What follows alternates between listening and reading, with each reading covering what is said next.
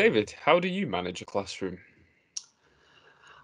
You know what? I don't really like the word manage in the classroom with adults because it sounds a little bit like, you're some kind of policeman telling them what to do when. And I think a danger with adults is always patronizing a bit or also giving them too many rules right at the beginning. So would you say managing the classroom or would you go for something else? I know it's a term we use, but Yeah, thinking about our online classes and our students, facilitate is probably a bit of a better word, isn't it? Because you don't want to come across as the manager and push all that distance between them.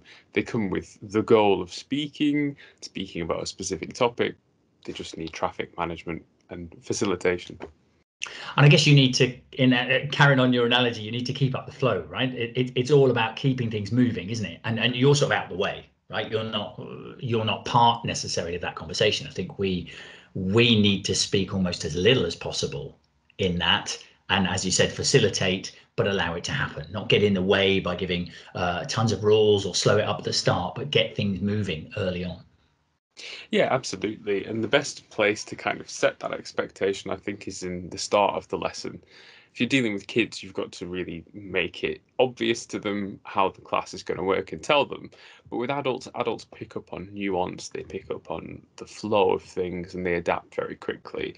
So if you can model the classroom management that you want to see early on, you'll probably see students kind of twig it and carry on in that fashion for the rest of the lesson as well. Yeah, I think there's that kind of thing where you reinforce positive learning behavior. You might mention quickly, okay, put your hands up if you've got anything to say, but then give a few suggestions and hints. This might be even a text chat, for example, where you say, Sophie, have you got a question for Adam? And start adding those things in a little bit, but not say too much by giving a great big set of, I think they call it ground rules often when you're teaching classes, because I think that can kill it, right? We've got more things going on than that. The ultimate goal we want to achieve through all of this is to really get students talking directly to each other more than they're talking to us, more than we're talking to them, and to try and set that up early on in the beginning. I think, if the student's just talking to a teacher, there, I mean, we're expert talkers, we're language experts, we're language teachers, right? We can deal with just about any mistake we get from a student. We can understand it, we can process it, and we can move the conversation on. And sometimes you find yourself not even attempting to correct because you don't need to. And then the other way round, you're such an expert talker, you've got a nice clear accent, you can grade your language, so the student understands everything you say. So there's no real difficulty or challenge sometimes with a teacher.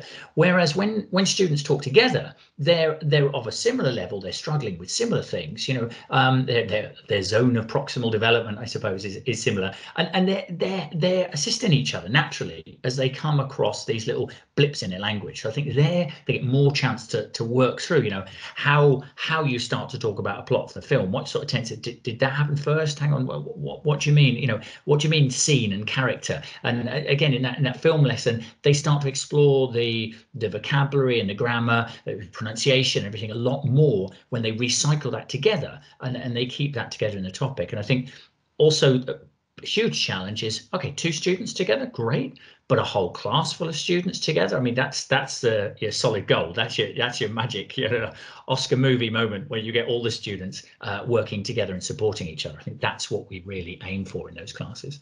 And I think subconsciously students know when they talk to us that we are really going to put the effort in. And I think they also know when they talk to each other that there's that risk factor there that you might not be understood. And I think it gives it a higher kind of stake psychologically. And when it succeeds, the rush they get, I imagine, is probably a bit greater. Or at least for me as a language learner, it has been.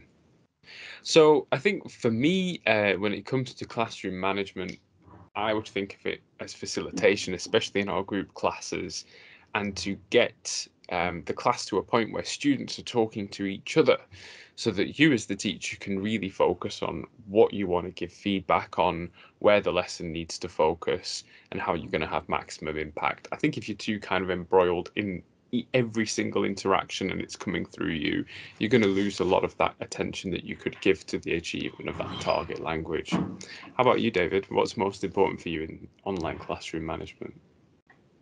I think as we've talked about it today, it's mostly about having a very light touch, isn't it? It's mostly about being able to possibly prime the pump, possibly get things going with those first few questions, try and keep them within the context, use your lesson, but then really, I like your analogy of the kind of, I don't want to say traffic cop, but the person keeping the traffic flowing through and keeping a conversation going and letting the students talk to each other as much as possible to drive through the lesson, and supporting that gently if it's text chat or whatever to keep that going. Well, wish me luck in my next class. See you later. Cheers.